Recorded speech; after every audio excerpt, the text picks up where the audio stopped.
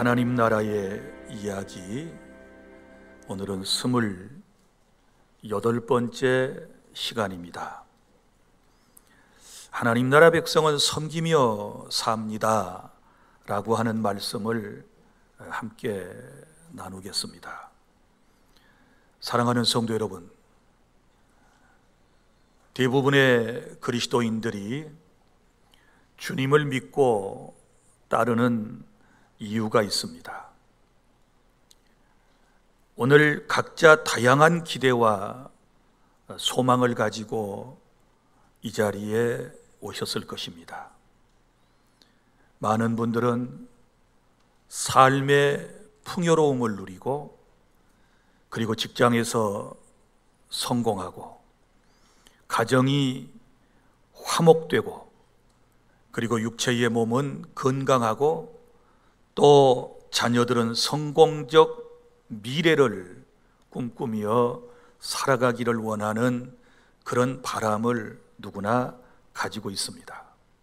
더 나아가서 교회와 세상에서 안정과 존경을 받기를 원하는 그런 마음도 우리에게는 있을 것입니다. 이러한 바람과 소망은 우리가 살아가는 이 현실 속에서 꼭 필요한 문제들일 수도 있는 것입니다. 하지만 우리는 오늘 본문의 말씀을 통해서 예수님의 제자들이 보여준 그 모습을 통해 우리가 가진 기대와 소망이 과연 하나님 나라 백성으로서 옳은 것인지 생각해 볼 필요가 있습니다. 3년이 넘도록 주님을 따르던 제자들 역시 우리처럼 미래에 대한 기대와 소망을 가졌습니다. 오늘 본문의 시작을 보면 예수님의 제자인 야고보와 요한이 예수님께 나와 자신들의 자리를 요구하는 장면이 나옵니다.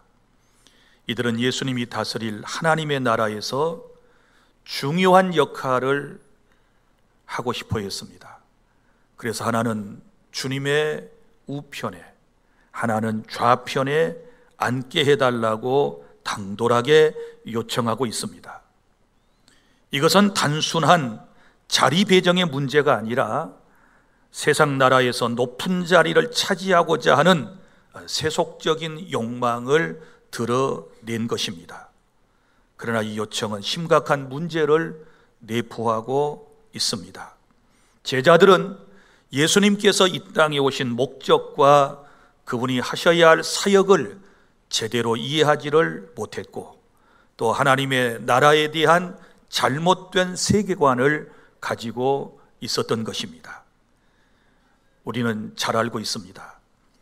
예수님께서 이 땅에 오신 목적은 단순히 정치적 메시아로서 이스라엘을 로마의 압제에서 해방시키는 것이 아니었습니다. 제자들은 예수님이 이루실 하나님의 나라를 오해했고, 그 나라에서 높은 자리에 오르고자 하는 세속적 야망을 품고 있었던 것입니다. 이러한 모습은 하나님 나라 백성의 세계관과는 전혀 다른 것입니다. 오늘 제자들의 이 안타까운 모습을 보면서 우리는 하나님 나라 백성으로서 가져야 할 올바른 세계관과 그 삶에 대한 자세를 깨달을 수 있기를 바랍니다. 첫째, 35절부터 40절까지 말씀입니다. 하나님 나라 백성은 성경적 세계관을 가져야 하는 것입니다.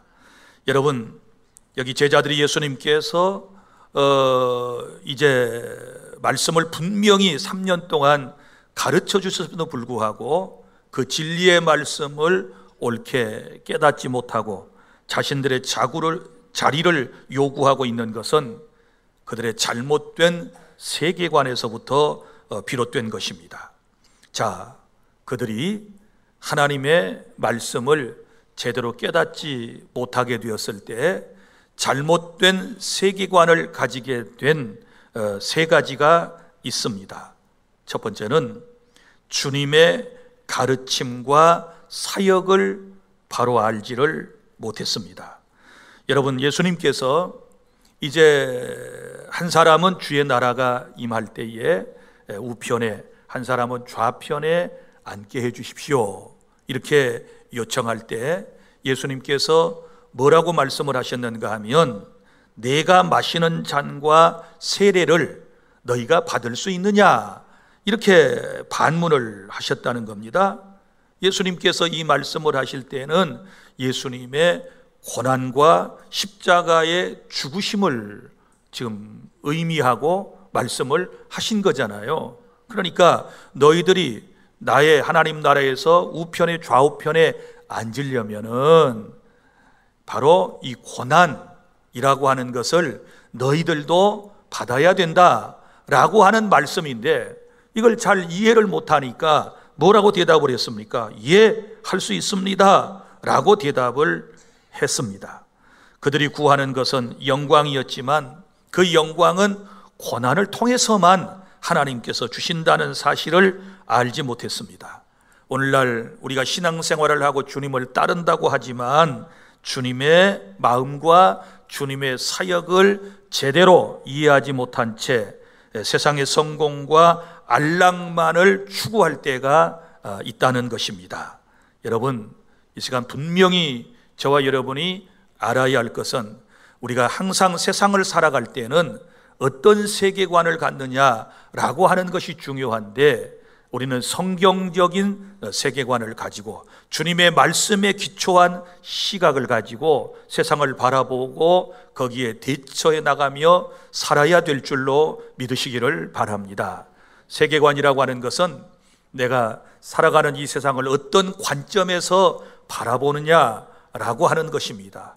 세계관의 관점에 따라 살아가는 삶의 모습들이 각각 다르게 보일 것이고, 또 그 목표하는 바도 달라질 수가 있는 것입니다. 그러니까 이런 것입니다. 세계관이라고 하는 것은 내가 어떤 색깔의 안경을 끼고 세상을 바라보느냐에 따라서 그 모든 색깔이 달라지는 것과 같은 것이고, 더 나아가서는 내가 행동하는 것과도 모든 것이 일치가 되어진다는 것을 알 수 있습니다.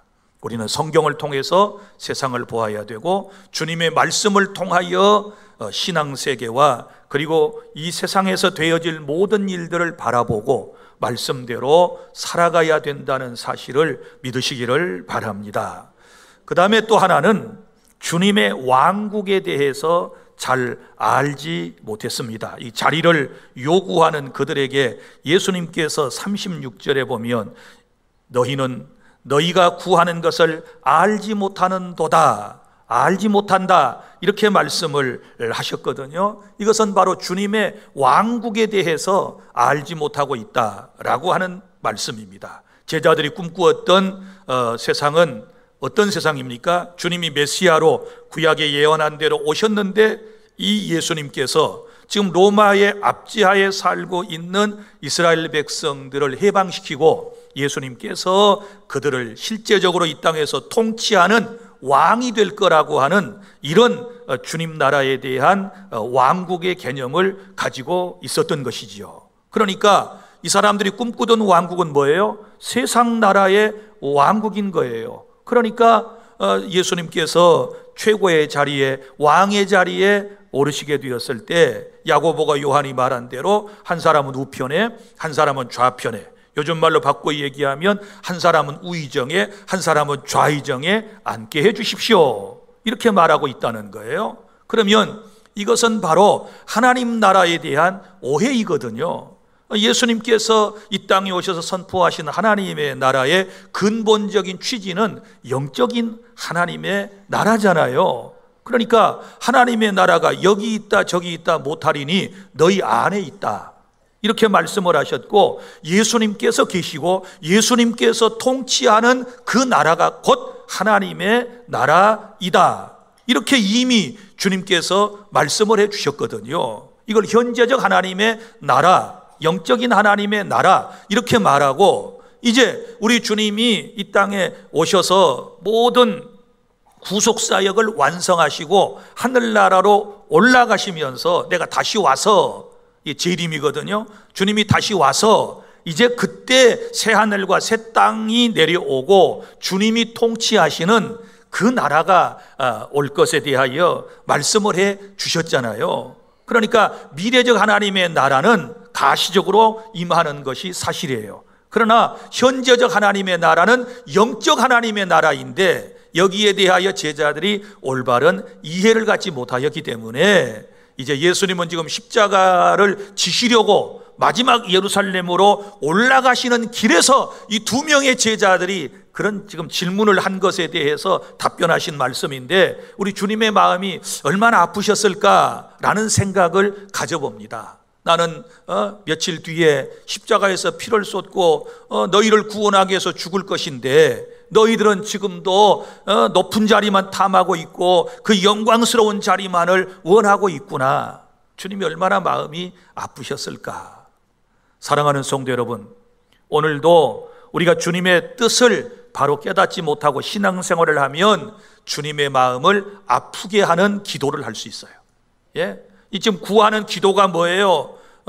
우편에 좌편에 높은 자리에 앉게 해달라는 것 아니겠습니까?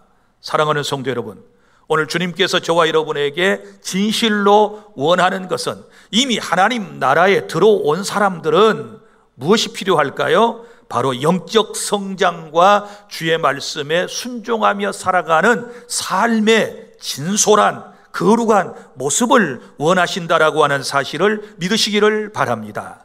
잘못된 세계관이 가져온 것은 바로 주님의 왕국에 대한 오해였다라고 하는 것이고, 또 잘못된 세계관을 갖게 되었을 때 오는 것이 뭐냐 그러면 고난을 통해 영광에 이르게 된다는 사실을 알지 못하게 되는 것입니다. 여기 예수님께서 자리를 말하는 이 제자들에게 자, 내가 마시는 잔을 마실 수 있으며 내가 받는 세례를 너희가 받을 수 있느냐? 라고 질문을 하셨잖아요. 이 뜻이 뭐라고 그래서 우리는 다 알고 있습니다. 이건 예수님께서 받으실 고난을 지금 우회적으로 지금 설명을 하시는 말씀이거든요. 내가 이렇게 고난받고 십자가에서 피를 쏟고 죽게 된 다음에 나도 영광을 얻게 될 터인데 너희들 그럴 수 있어? 그러니까 할 수 있습니다. 또 깨닫지 못하고 지금 그렇게 대답하는 제자들의 모습을 제가 말씀을 드렸잖아요. 사랑하는 여러분, 우리가 깨달아야 할 것이 있어요. 고난 후에 하나님의 영광의 나라에 우리가 도달한다는 사실을 믿으시기를 바랍니다. 고난이 정말 현재는 힘들고 어렵고 고통스러운 것임은 분명하지만 그러나 결국은 이 고난이 우리를 영광의 길로 지금 인도하고 있다는 사실을 기억하고 육체가 힘들고 혹은 박해를 당하고 혹은 정신적으로 고통을 받고 삶에 여러 가지 어려움이 있다 할지라도 그날을 생각하며 묵묵히 우리는 믿음의 길을 걸어가야 될 줄로 믿으시기를 바랍니다. 믿습니까? 그래서 잘못된 세계관을 갖게 되면 오늘 세 가지를 알지 못한다. 첫 번째가 주님의 가르침과 사역의 의미를 알지 못하고, 그리고 또 하나는 주님의 왕국에 대하여 알지 못하고, 그리고 고난을 통해 영광에 이르게 된다는 사실을 알지 못하는 어리석음을 범하게 되니 우리가 하나님의 말씀을 잘 배우고 여러분들이 주님이 원하시는 성경적인 세계관을 가지고 세상을 살아가는 그런 은혜가 저와 여러분 모두에게 있기를 바랍니다. 둘째로 41절부터 44절까지의 말씀입니다. 하나님 나라 백성은 세상 사람과 달라야 한다라고 하는 말씀입니다. 자, 여기 말씀에 보면 41절에 열 제자가 듣고 야고보와 요한에 대하여 화를 내었다 라고 하는 말씀이 나와요. 자, 그러니까 지금까지 주님은 두 명의 제자와 얘기를 했잖아요. 야고보와 요한과 지금 대화를 나누고 계시잖아요. 그 대화의 주제가 뭐예요? 하나님 나라 임할 때에 정말 거창한 자리를 지금 요구하고 있는 거예요. 그러면 10명의 제자도 다 거기 있었고 그 대화를 듣고 그 분위기를 보고 있는 거예요. 가만 생각하니까 10사람이 화가 난 거예요. 왜냐하면 우리 다 12제자고 또 똑같이 주님을 믿고 따르고 섬기고 그랬는데, 아니 너희 두 사람만 우의정 좌의정 이렇게 앉고 그럼 우리는 뭐야? 이러면서 화가 난 거예요. 그래서 여기 보면 화를 냈단 말이에요. 화를 냈어. 그때 예수님께서 그들을 부르시고 이제 세상 나라의 리더십과 하나님 나라의 리더십에 대하여 차근차근 설명을 하시는 겁니다. 먼저 나오는 게 여기 42절에 보면 세상 나라의 리더십이에요. 자, 우리 다 함께 낭독할까요? 시작. 예수께서 불러다가 이르시되 이방인의 집권자들이 그들을 임의로 주관하고 그 고관들이 그들에게 권세를 부리는 줄을 너희가 알거니와. 아멘. 이건 세상 사람들의 리더십, 곧 세상의 지도자를 꿈꾸는 사람들의 모습인 것입니다. 여기 말씀 보세요. 집권자들이, 그러니까 권력을 얻은 다음에 그들을 임의로 주관하고 아래에 있는 사람들을 임의로 이래라 저래라 명령하여 주관을 하고 또 그 고관들이 그들에게 권세를 부리는 줄을 알거니와. 무슨 얘기예요? 어떻게든지 높은 자리에 올라가가지고 아랫사람을 자기 마음대로 부려먹겠다는 것 아니겠습니까? 이게 세상 사람들이 추구하는 바로 정상의 목표의 의미가 되는 거예요. 왜 정상에 올라가기를 원하느냐?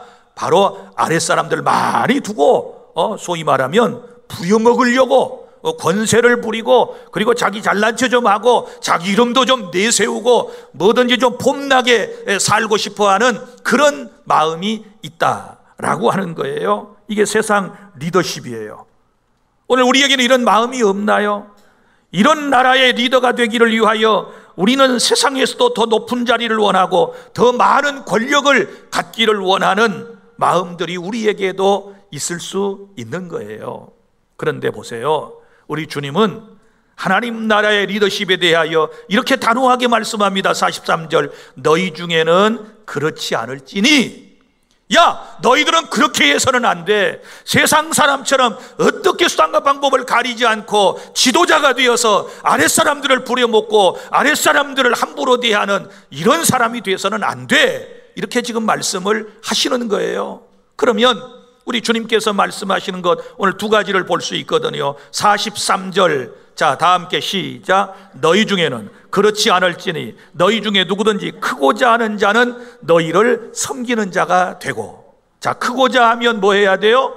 섬기는 자가 되고. 그 다음 절 시작. 너희 중에 누구든지 으뜸이 되고자 하는 자는 모든 사람의 종이 되어야 하리라. 아멘. 으뜸이 되고자 하면 모든 사람의 종이 되어라. 이게 바로 하나님 나라의 리더십이고, 이게 하나님 나라 백성이 가져야 할 마음이라고 하는 것을 저와 여러분은 깨달아야 될 줄로 믿으시기를 바랍니다. 그래서 섬김의 리더십. 자, 크고자 하는 자는 너희를 섬기는 자가 되고, 너희가 누구예요? 교회 공동체를 말해요. 지금 함께하고 있는 모든 사람을 섬겨야 된다. 또 너희 중에 누구든지 으뜸이 되고자 하는 자는 모든 사람의 종이 되어야 한다. 모든 사람, 잘난 사람, 못난 사람, 나보다 나은 사람, 더 못한 사람, 나보다 더 배운 사람, 못 배운 사람, 그리고 나보다 처지가 더 어려운 사람, 더 좋은 사람, 뭐 다 막론하고 남녀노소 빈부 귀천 지위 고하를 막론하고 누구에게나 우리는 종이 되어서 종과 같은 마음을 가지고 그를 섬기는 사람이 될 때 으뜸이 되리라. 할렐루야. 주님의 말씀입니다. 깨달을 수 있기를 바랍니다. 그런데 은근히 우리의 마음속에는 이런 하나님 나라의 리더십이 아니라 세상 나라의 리더십이 우리 마음에 가득 차 있어요. 그래서 나보다 좀 못한 사람 보면 함부로 대하고, 옷차림을 보고 사람을 판단하고, 사는 주거 형편을 보고 함부로 대하고 판단하고, 차를 보고 어떤 차를 탔느냐에 따라서 그 사람을 대하고, 이런 거는 주님의 사람들이 가질 마음이 아니에요. 믿습니까? 누구도 차별하면 안 돼요. 누구도 함부로 대하면 안 돼요. 다 하나님의 형상대로 지음을 받은 소중한 인간이라고 하는 사실을 여러분이 깨달을 수 있기를 바랍니다. 그런데 은근히 우리는 이런 세속적인 리더십이 우리 마음속에 깔려가지고 나보다 높은 사람한테가 살살 읍소하고 이래요. 그런데 나보다 좀 못한 사람은 막 함부로 대하고 말도 뭉텅스럽게 하고 막 자존심 상하게 얘기하고 막 이러는 사람들이 있는 것을 볼 수 있어요. 너희는 그래서는 안 된다라고 주께서 우리에게 말씀하셨는데, 사랑하는 여러분, 세상 사람과 우리는 좀 분명히 달라야 한다는 사실을 깨달을 수 있기를 바랍니다. 말하는 것도, 행동하는 것도, 먹는 것도, 살아가는 삶의 문화와 양식도 세상 사람과는 다른 모습으로 저와 여러분은 살려고 오늘도 주의 은혜를 구하고 말씀 따라 살아가야 될 줄로 믿습니다. 셋째, 45절입니다. 우리도 예수님처럼 섬기며 살아라. 주께서 우리에게 주신 말씀이에요. 주께서는 이 땅에 오셔서 우리에게 분명하게 섬김의 본을 보여주셨습니다. 자, 무엇을 통해서? 자신의 삶을 통해서 낮아짐의 모습과 섬김의 본을 우리에게 보여주셨다. 첫 번째는 오늘 본문 45절 다 함께 시작. 인자가 온 것은 섬김을 받으려 함이 아니라 도리어 섬기려 하고 자기 목숨을 많은 사람의 대속물로 주려 함이니라. 아멘. 자, 예수님은 자기 목숨을 많은 사람에게 대속물로 주기 위해서 오셨다. 그러면 자기 목숨까지도 주려면 먼저 뭐가 있어야 돼요? 사랑이죠.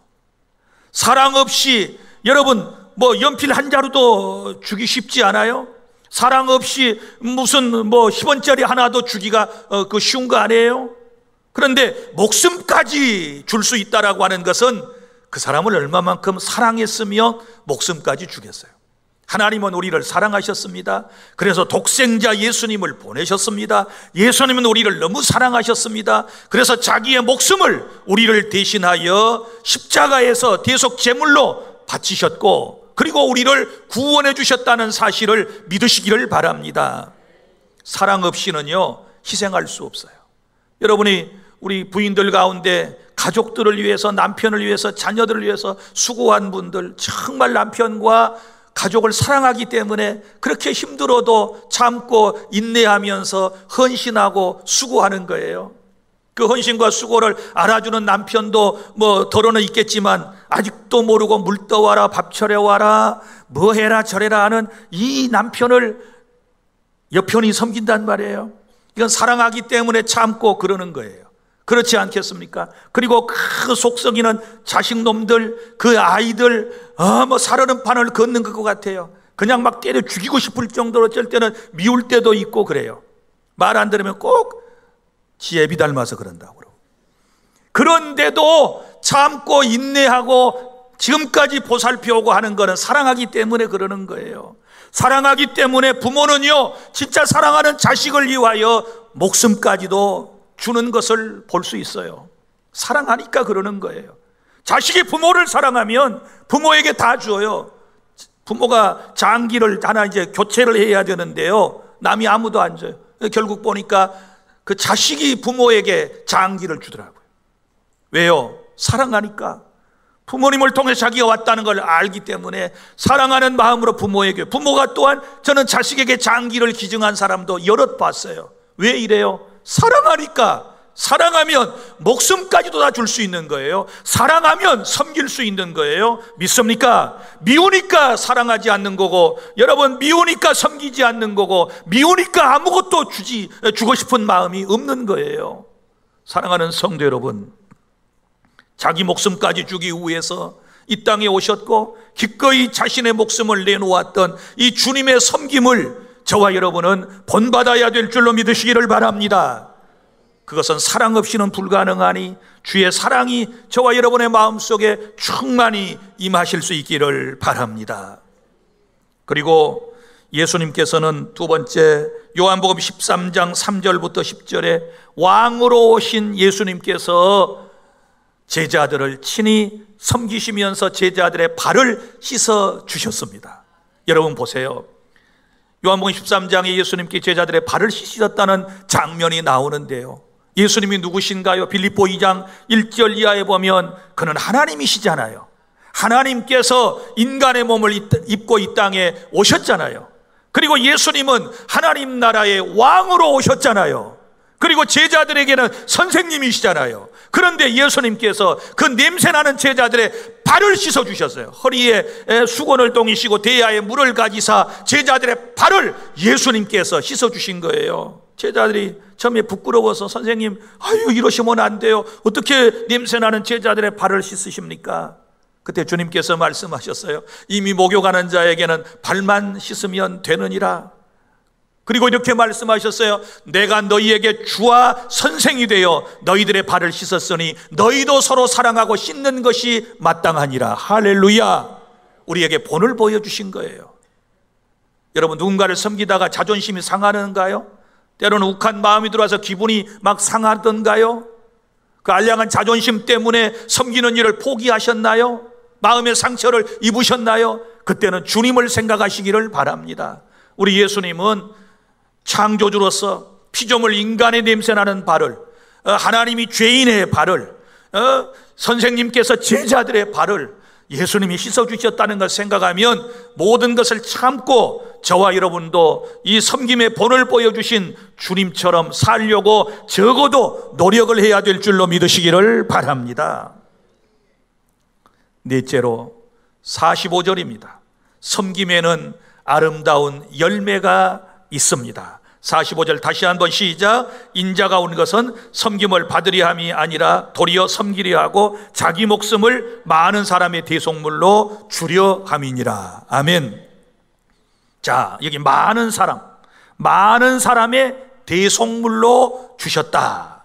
이건 무엇을 의미하고 있을까요? 먼저는 예수님께서 죽으심으로 많은 사람이 그를 믿게 되었을 때에 죄를 용서받고 구원받아 하나님의 백성이 된 줄로 믿으시기를 바랍니다. 우리도 그 가운데 포함되어 있어요. 그래서 구원받고 하나님 나라 지금 백성으로서의 삶을 이 땅에서 살아가고 있는 것입니다. 사랑하는 여러분, 만일 주님께서 이런 희생을 이제 하시지 않았다면, 십자가에서 우리를 대신하여 속죄의 제물로 죽지 않으셨다면 우리가 어떻게 구원받을 수 있나요? 그분의 그 섬김을 통하여, 십자가의 희생을 통하여 우리가 구원받고 오늘 이 자리에 있다는 사실을 생각하면서 우리도 또한 누군가를 섬겨야 돼요. 그리고 내가 그를 잘 섬김으로 그가 하나님의 나라 백성이 된다라고 하는 사실을 여러분이 믿으시기를 바랍니다. 그런데 여기 많은 모든 사람의 종이라고 그랬으니까 다시 말하지만 절대 사람 차별하여 여러분의 생각대로 판단해가지고 이 사람은 섬겨야 할 사람, 이 사람은 내가 좀 붙들고 내 마음대로 막 해야 할 사람, 이렇게 구분을 하면 안 되는 거예요. 여러분이 재판장이십니까? 그렇게 세상을 살아서는 안 돼요. 우리는 하나님 앞에 다 죄인이에요. 믿습니까? 세상에서는 지고와가 있는지 모르지만 하나님 앞에서는 똑같은 영혼을 가진 다 소중한 하나님의 사람들이라고 하는 사실을 믿으시기를 바랍니다. 이런 마음이 우리 속에 있어야 되는 거예요. 그 다음에 두 번째는 내가 누군가를 섬기면 그 사람은 구원받고 행복해지게 될 줄로 믿으시기를 바랍니다. 우리의 섬김을 통해 다른 사람이 하나님의 사랑을 경험하게 될 것입니다. 그리고 그도 예수님을 믿고 구원의 기쁨을 누리게 될 것입니다. 그래서 섬김을 통해 우리는 이 땅에 하나님의 나라를 확장해 나가야 하는 것이고, 하나님의 뜻을 이루는 도구가 섬김이라고 하는 사실을 믿으시기를 바랍니다. 남편도 집에 가 섬겨요. 안 믿는 남편 섬겨봐요. 오늘부터 딱 가서, 오늘 성경이 그랬고 목사님이 그러는데 내가 당신 종이래요. 당신 왕 하세요, 왕. 그리고는 막 섬겨봐요. 뭐라고 해도 그냥 왕처럼 섬겨봐요. 틀림없이 변화가 있게 될 줄로 믿습니다. 예? 그 남편들은 자존심 때문에 살아요. 그 알량한 자존심 하나씩 말로 툭툭 꺾어 놓으면요, 교회에 올라다가도요 저 다른 데로 가버려요. 그러니까 오늘부터 가서 왕처럼 섬겨요. 왕이시여 그래봐요. 왕이시여. 예? 목사님이 그러는데 당신한테 왕이라고 부르라고 그랬어요. 왕이시여. 김시면 김왕이시여. 예? 그리고 또 남편들은 아내가 여러분을 행복하게 해주지 못한다고만 생각하지 말고 여러분이 왕비시여. 그리고 왕비처럼 한번 섬겨봐요. 그러면 틀림없는 변화의 역사가 일어나게 될 줄로 믿으시기를 바랍니다. 그래서 누군가를 섬기면 그 사람이 이게 하나님의 사랑이구나, 하나님을 저 사람이 믿는데 그 사랑을 나한테 전하려고 저렇게 노력을 하는구나, 그리고 마음속에 감동을 받게 될 줄로 믿으시기를 바랍니다. 이렇게 주님을 인도해야지. 자는 사람 옆에 귀에다 대고 기도를 한답시고, 하나님 이 남편 이번 주에 교회를 안 나오면 다리 몽댕이가 부러지게 하여 주시옵소서, 교회 안 나오고 낚시 가서 한 마리도 못 잡게 해주시옵소서, 나 놔두고 혼자 놀러 가다가 뻥크나게 해주십시오, 이렇게나 기도를 하고 있고, 막 저주나 법으서 되면 오고 싶다가도 교회 안 올 거예요. 그러니까 그러지 말고 이제 누구예요? 왕이시여. 자기 아내는 누구의 바가지 긁는다고 생각하지 말고 왕비시여. 이렇게 이제 따뜻한 마음을 가지고 사랑을 실천하려고 노력하면 사람은 변해요. 여러분, 햇볕 정책이라는 거 잘 아시죠? 이솝의 우화에 나오는 데서 아마 아이디어를, 자, 망토를 벗기는 일에 있어서 바람 세게 한다고 망토 벗겨지는 거 아니에요? 더 여몄어요, 그죠? 나중에 햇빛이 쫙 내리쬐가지고 천천히 이제 햇빛을 비치면 더우니까 나중에 옷 다 벗더라는 거예요. 모자도 벗고. 자, 이런 사랑의 마음이 우리에게 있어야 돼요. 믿습니까? 아멘을 안 하는 걸 보니 여전히 강풍으로 날려버리려고. 절대로 강풍에 여러분 사람이 움직이지 않습니다. 주님의 따뜻한 마음을 저와 여러분이 갖도록 해야 될 줄 믿습니다. 그러려면 마음이 참 아플 때도 있고요, 힘들 때도 있고요, 정말 자기 자신을 내려놓아야 할 때가 있을 것입니다. 바로 주님은 그 모습을 보시는 거예요. 그리고 성령께서 역사하셔서, 그래, 네가 모든 자존심 다 내려놓고 그렇게 남편을, 아내를 어떻게 섬겨서라든지 주님께로 인도하려고 하니 내가 역사하마, 성령께서 역사하셔서 불러주실 줄로 믿습니다. 그리고 마지막으로 37절 40절에 섬김 후에 영광의 자리에 앉게 될 줄로 믿으시기를 바랍니다. 여기 지금 2명의 제자와 10명의 제자는 무조건 주님을 믿고 따랐으니까 자기들이 이제 왕이신 주님의 좌우에 앉게 될 거라고 하는 이런 막연한 생각을 가졌어요. 그런데 주님의 가르치심은 절대 그거 아니거든요. 뭐라고 말씀하셨나요? 우리 주님께서는 여기 내가 마시는 잔과 그리고 내가 받을 세례, 곧 고난에 대하여 말씀을 하신 거예요. 그래서 요한복음 17장 24절부터 26절에 주님의 사랑을 받고 따르며 섬긴 사람은 주님과 함께 영광을 받게 될 것이라고 우리에게 분명하게 말씀을 해 주셨거든요. 사랑하는 여러분, 주님이 나를 사랑하셔서 나를 섬겨주셨습니다. 이제 우리도 주님을 섬기며 누군가를 섬기게 되었을 때 영광의 보좌에 앉으신 주님과 함께하게 된다라고 하는 사실을 믿으시기를 바랍니다. 섬김 없이는 안 돼요. 이 땅에서 늘 높임만 받고 존경만 받고 대접만 받고 그래가지고 주님 옆에 여러분 앉게 될 생각을 하지 마시기를 바랍니다. 거듭 다시 말씀드리지만 여러분, 우리는 세상 사람과 달라요. 세상 사람과 똑같이 우리가 말하고 행동하고 먹고 그런 문화 속에서 살아가려고 해서는 안 됩니다. 다시 말합니다. 주님의 마음으로 돌아오시기를 바랍니다. 나는 마음이 온유하고 겸손하니 나의 멍에를 메고 나를 배우라. 이제 주님을 배워야 되는데 주님이 우리에게 보여주신 이 특별한 섬김, 이 놀라운 은총이 저와 여러분에게도 더욱 넘쳐날 수 있기를 바랍니다. 사랑의 주님이 날 사랑하시네. 내 모습 이대로 받으셨네. 사랑의 주님이 날 사랑하시네.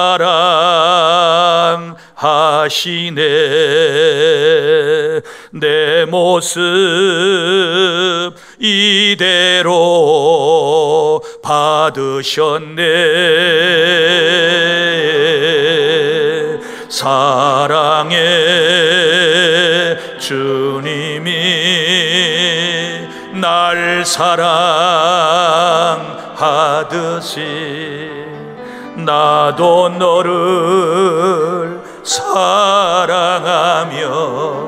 섬기리. 할렐루야. 말씀을 맺습니다. 사랑하는 성도 여러분, 우리는 하나님 나라의 백성입니다.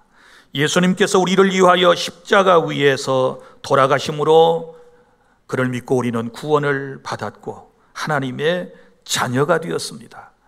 이제 우리가 해야 할 일은 예수님의 본을 따라 이웃을 섬기며 그들을 하나님 나라 백성으로 이끄는 것입니다. 우리가 예수님의 섬김을 본받아 누군가를 섬길 때 그 사람은 결국 구원받게 될 것이고 하나님의 사랑을 경험하게 될 줄로 믿으시기를 바랍니다. 우리의 소망과 기대가 이 세상의 것에 머물지 않고 하나님 나라의 가치에 맞는 것이 되도록 우리의 마음을 새롭게 하시기를 바랍니다. 하나님 나라 백성으로서의 바른 세계관을 가지고 예수님께서 보여주신 섬김의 본을 따라 오늘부터 살아가야 할 것입니다. 그렇게 될 때 우리는 하나님 나라에서 주님의 영광 중에 주님의 보좌 좌우편에 앉게 되는 그런 은총을 입게 될 줄로 믿습니다. 기도하겠습니다.